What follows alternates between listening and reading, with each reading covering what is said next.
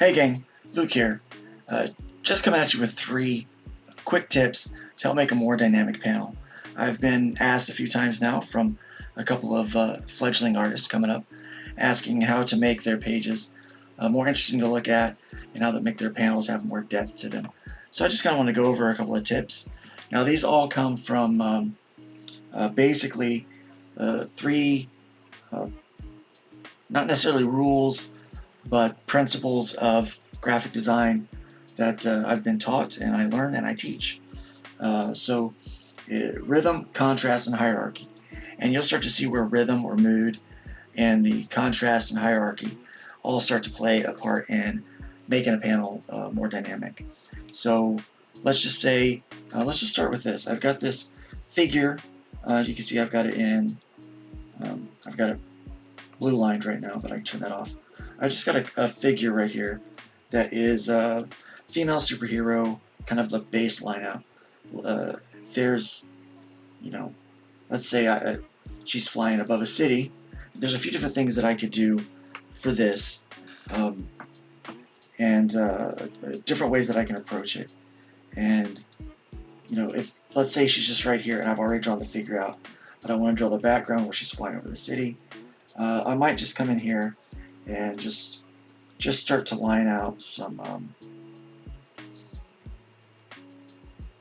buildings in the background, and I'm going to use this this tool, which is just a line tool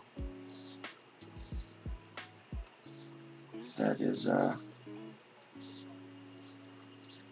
vector, so I can just do a quick erase on these things when I'm done. And let's say I've got my panel is going to be around here.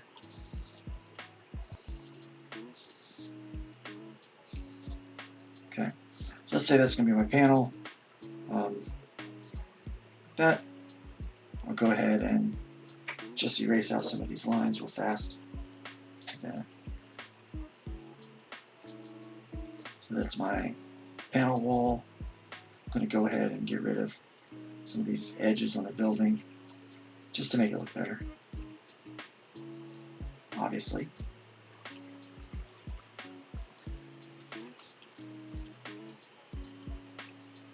So this is one way just to do kind of a quick background. Obviously I'd go in and erase all those other lines and add some different effects and things like that. It definitely does the job, but there is some depth of field to it, but it's not real interesting to look at. So what I would do is I would just scrap all of that. I would come down here and I would create a perspective rule.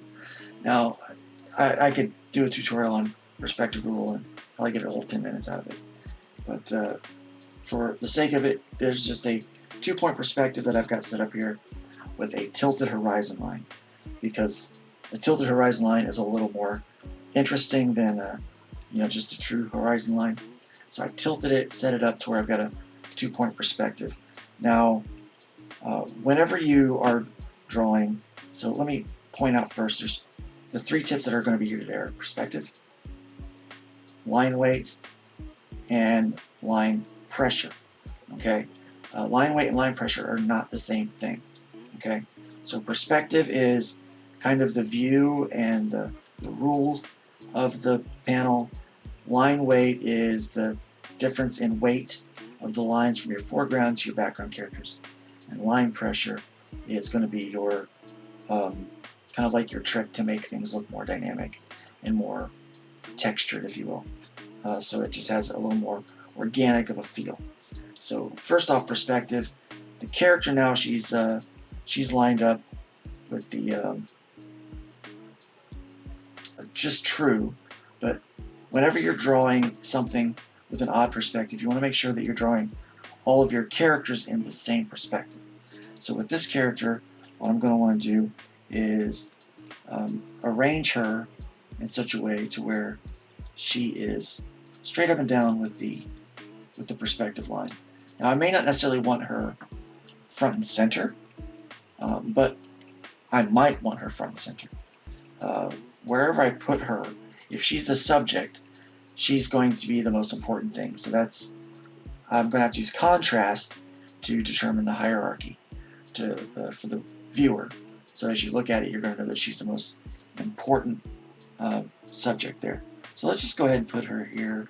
I'm going to move her over maybe just a scotch so she's not straight in that line. So I know where she's at now. I'm going to go ahead and blue her out because we can work on her later. Now what's going to happen is I'm just going to treat this whole page like it is my panel.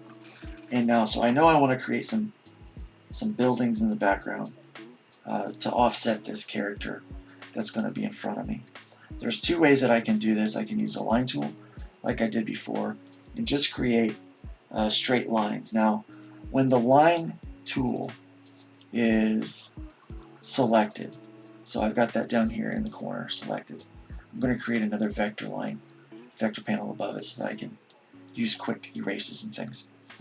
So when that perspective rule is locked and it's on, every panel will abide by that perspective rule. So I turn it on and off as I need. But in this case, I'm going to use some lines here and just standard. I'm not going to put the buildings, maybe I will put it straight here. So that's a pretty thick line. I think maybe I don't want that thick of a line on a background because it's going to take a lot for me to compete with the foreground character. So we would undo that, and then we would just lower our brush size to something a little smaller. Okay, that way we can see it well, but I can easily make this character in the front stand out against it. And so there's a trick when you're doing line weights on background things. So typically what it is the closer you are, the heavier the line is going to be. So line weight also helps with perspective. If I want this character in the front to be more prominent, I want a thicker outline on her. I want the kind of the contrast in the inks. I'm going to use line weight to do that. Okay, so even as I'm making, let's say, this building here, and I'm going to create another building off here beside it, I might want to lower my brush size just a little bit so that I am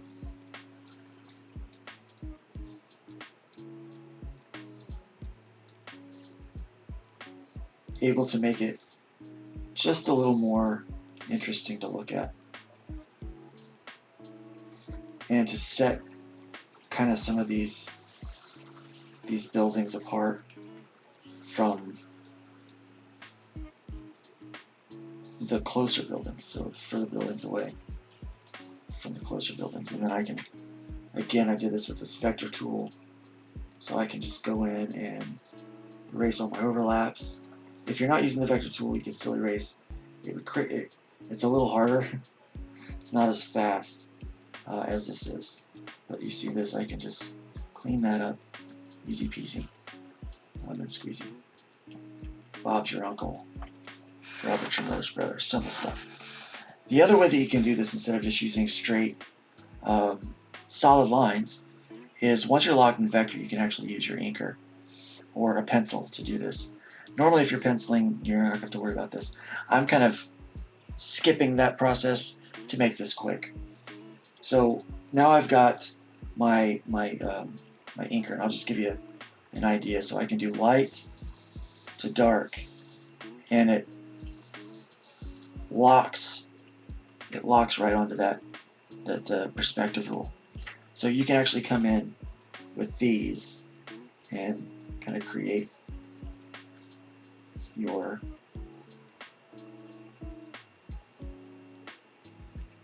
sometimes it locks to the wrong rule, so you just have to do it again.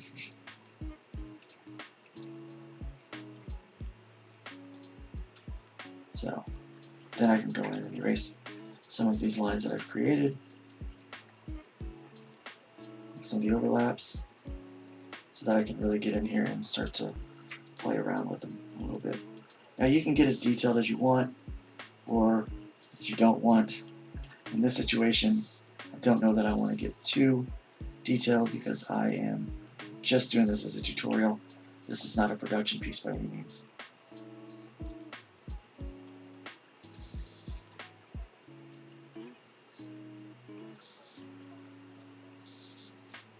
So I'm using line weights back here to kind of play with these buildings a little bit.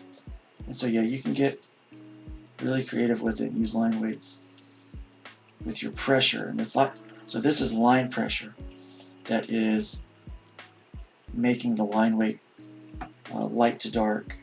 And so you can see the difference. Usually what I'll do is my backgrounds, I'll go in and just do lines like this, and everything that I can will be a solid straight line. And then, you know, make it nice and clean and tight. But then I like to go and turn off the perspective rule and then go in with my inker and just have a little bit of fun. You know, so I'll go in and add in my hashes or my, you know, my reflective marks off of the buildings, you know, or go in and work in some details that I normally, you know, wouldn't have. So I create this perspective to set the buildings apart from one another.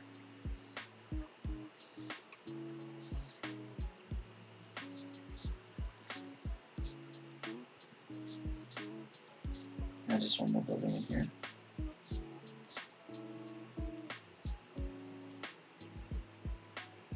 Maybe one more.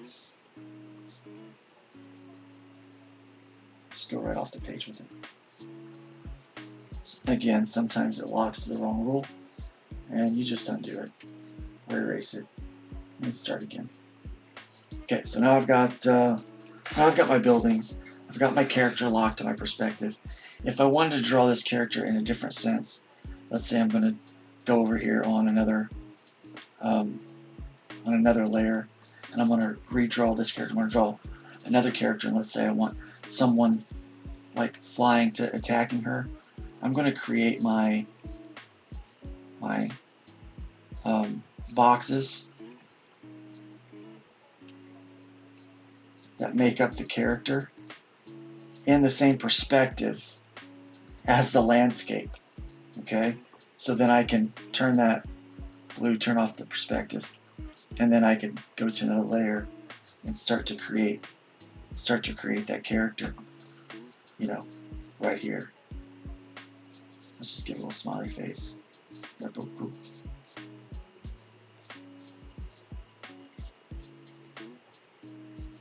So you draw even your characters in perspective, if you can. There's really no reason why you can't. So you draw your characters in perspective. So now I've got my background. I'm going to, I've got my, let's get rid of that one. I've got my blue lined character up here. I'm going to move this down. I got a lot of layers going on, and I don't know why. Probably because I did a lot of takes before this, trying to figure out what I was going to say. And alright, so I've got now my character. What I want to do is I want to ink her. So let me just create another layer. And again, I'm going to do this vector because it's going to make it easier to erase some of these lines behind her. So I'm just going to go in now, and again, I'm going to use pressure. Pressure is what's going to cause line weight, okay? Again, because I'm trying to create contrast to establish hierarchy. Now, one thing I could have done, I could get really, really crazy with this panel. And let's say I want to put in a shadow of, or an outline of, you know, this other hero over here. And then I just wanted to get rid of all of these, all this here in the background.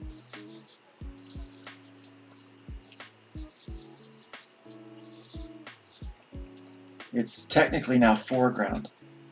It's technically now a foreground character. But if you can see, this would be, you know, mostly blacked out. I would, you know, make sure that it was mostly blacked out so that I could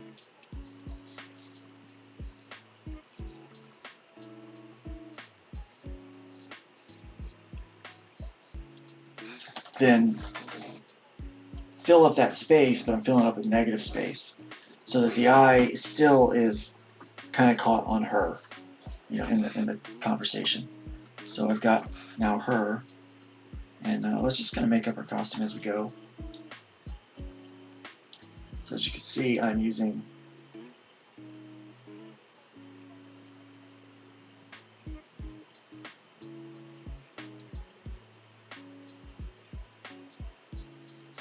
line weight to kind of create the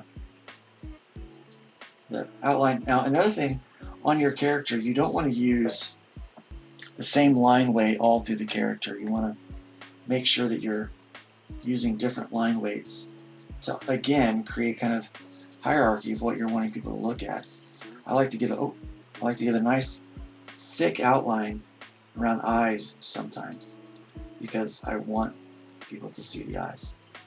And then you've got hair, and then here's where line pressure comes in, because it adds an organic feel to your artwork. Again, we're just going really fast. I'm not trying to make a masterpiece here. I'm just trying to create something that will look decent enough to kind of give you an idea of how line weights and perspective and all these things work together.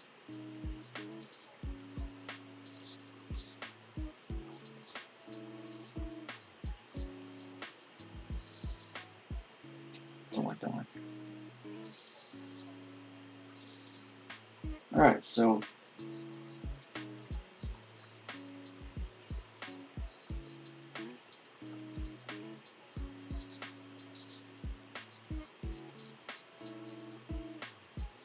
also that line pressure when you're shading helps so much. It creates that organic feel. When you use the same, say you're just using a brush that doesn't have pressure sensitivity, then it requires a lot of extra effort to actually make it look like it has shape. So when you are able to use pressure sensitivity and create line weights that vary,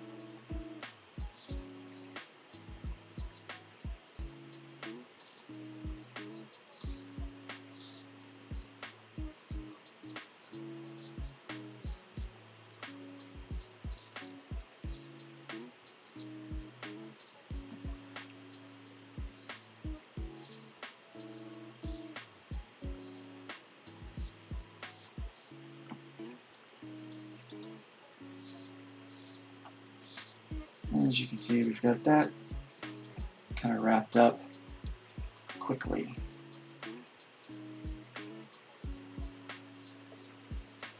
Alright, so now I know where that's going to be. Let's go ahead and erase that background right behind her so that we can have a nice clean where she's at. I'm going to get rid of that blue line. Character behind her. Alright, so now I've got some perspective. Let me get this back to true. So now I've got some perspective, I've got some line weight going. All of the details in this background are going to be much lighter than our line weight and things like that. Then if I need to create characters, like little people down here, I would do that, you know, to kind of force that perspective of things. If I decide I need to put in more lines, like this, like, okay, I need to put in a street stuff, so it looks like a street, I can put in those things down here. And then create the sidewalks and all that kind of stuff. And again, you just get really detailed for production stuff, and for tutorial stuff, maybe not so much. But, so, you know, maybe this is a train. Maybe that's a train going by. Okay, so you start out with like, okay, this could be the train, so you start out with all these extra lines. just play around with it as you're doing your backgrounds, and then again when you're using that vector, you go in and just kind of erase the things that you're not going to use, like that, and it just you know, so it turns out pretty cool. And then once you're done with the ruler, you just turn that layer off, and then it stops locking everything to it. So then you can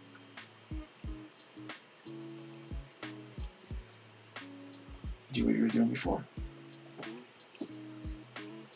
So then I would just kind of look at this, but you know, maybe I didn't use the right line weights on this, so I can go back in and fix that.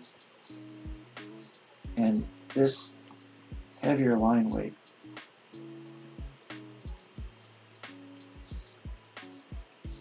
on the prominent pieces.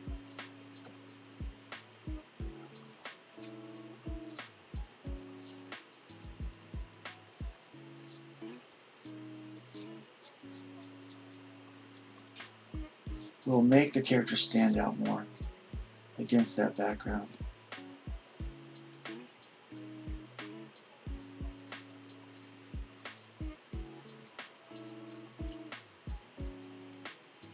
Just like so.